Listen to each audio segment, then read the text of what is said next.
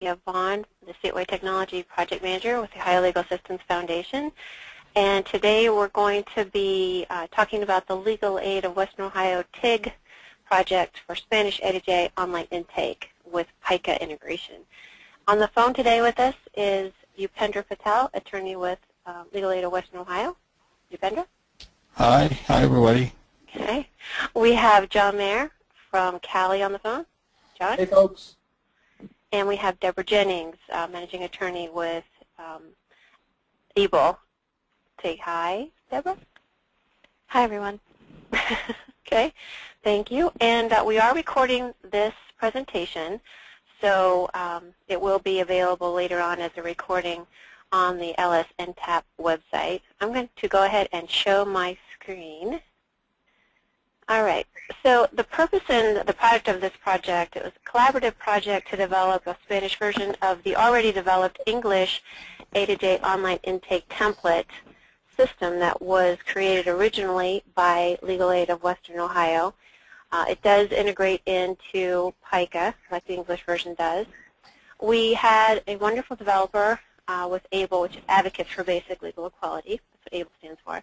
Her name is Teresa Green, fantastic developer, worked with A2J and Dina at Chicago Kent on A2J, many of you know her.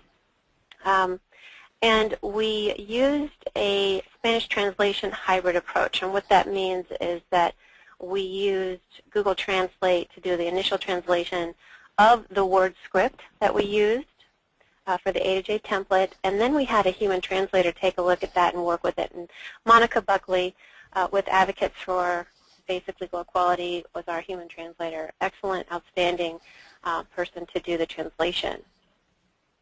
Our budget, time frame, and project management for this project. The budget was $40,400. The original project time period was 1 year, but it was modified a bit due to the changes that came about in terms of the TIG administrative compliance requirements. So that started in early 2011. LAWO contracted with OLAF for technology-only project management, and we utilized various tools, including Basecamp. If you may have heard of that, it's like Central Desktop and some other project management systems to help us collaborate and run the collaboration during the project. We use what's known as a waterfall phased approach, and TIG projects, as you know, are phased out and budgeted out by initiating, elaborating, constructing, and testing and transitioning. So we use that approach. And we use Microsoft Project for the project management development and schedule details. We use Excel to keep track of time and budget control. And I do want to mention that for our legal aid programs, we put together, Tom Badal actually from Pro Seniors, put together a Crystal Reports template that programs could use, get their time out of Pika for that time they spent on the project, and automatically generated monthly timekeeping reports so we could keep better track and keep track of all of the time spent on the project. I'm going to go into a little bit more depth about the translation approach because it is such a big part of the project. As I mentioned before, we utilize Google Translation and bilingual staff. This two-step approach, what we first did was we had the English script, and the script is just a Word document. And that content was cut and paste into Google Translate to get the initial translation. This was back before Google decided to make the Google Translate a pay-for model. So in that review, it looked like the quality of the translation was good, and we went ahead and modified the script as needed based on the translation. And when Monica was reviewing it, she would make the grammatical changes that needed to be made. We also took a look at a comparison at Yahoo's Babelfish, and while it was okay, it wasn't as good as Google Translate. And required a lot more review. So our end result was using Google Translate as the initial tool, and then the human interaction and translation by Monica was the best way to go. And in general, the approach we would recommend is a hybrid translation approach. Upendra, do you want to add anything to that? No, you pretty much said everything. Okay. All right. We're moving on. Okay, so the Spanish online intake template is available through the Legal Aid Line website and through the Ohio Legal Services website. What you see in your picture on the screen here, you see on the left here, apply for help, and this is apply for help. So it's the English and the Spanish links right from the website. The online intake template itself went live on March 12th, 2012, not too long ago, a few days actually. When people click the link to apply for the help, the Spanish version pops up on their screen. And I think most of you have either heard about or are familiar with A2J, so I'm not going to go through the A2J interview itself at this point, but we do have instructions at the end of the presentation to show you how to do that if you want to kick the tires and try it out yourself. All right. So at the end of the template, as it does with the English version, there is a content database called Clients Win. And what that does is it presents the applicant with information and resources based on the problem code that they identified during the interview. So what they've done is they've completed the interview, they got to the end, they pressed submit to process their information, and on the screen came up this information, in this case domestic violence kind of information or housing or whatever their problem issue was. This helps have them to have, I'm sorry, I can speak, to have information regarding their problem right away and to get word back from legal aid about their request for help. Is there anything you guys, Deborah or Upendra, want to add to that piece? This is Deborah, by the way, not Upendra. This is a kind of a what to do while you're waiting to hear from us piece, and it's not only problem code specific, but it's also county specific.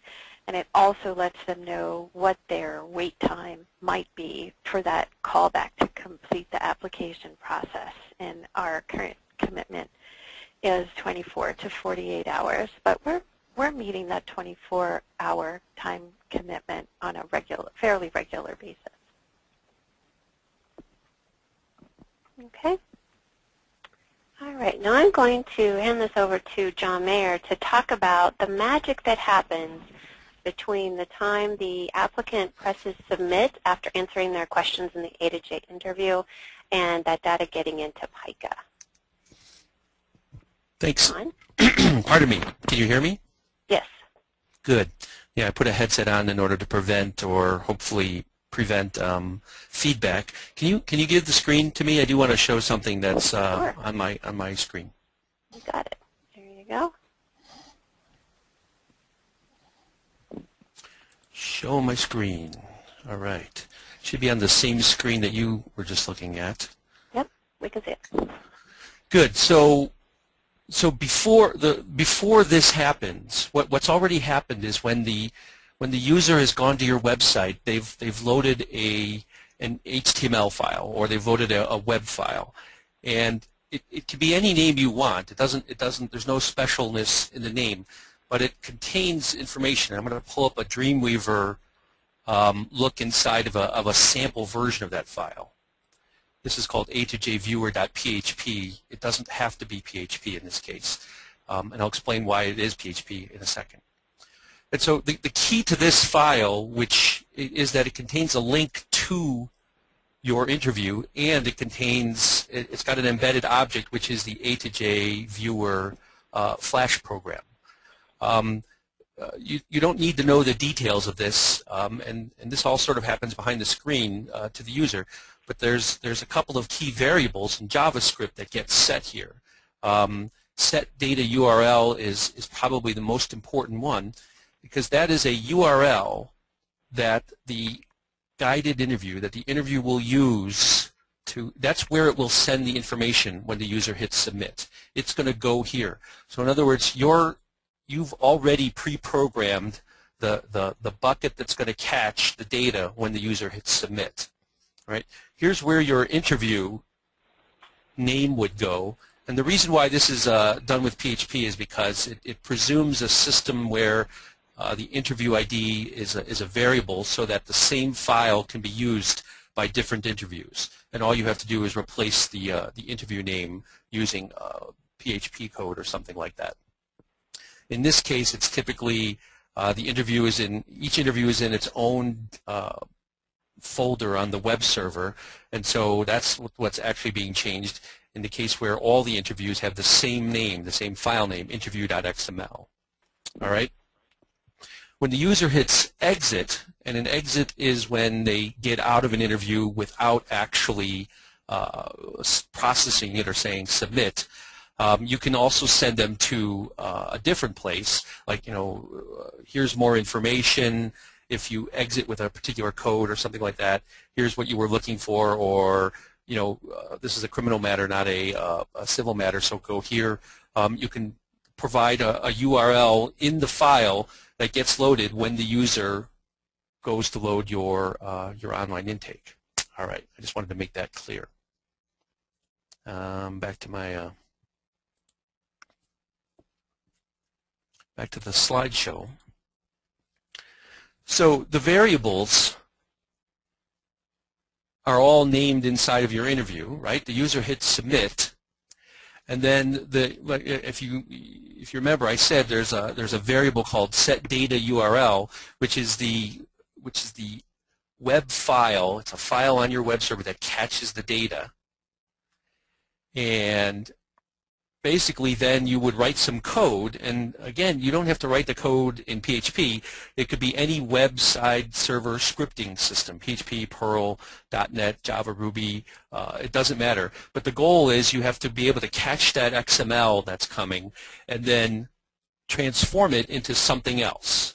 And the something else has to be something that is compatible with your case management system, right?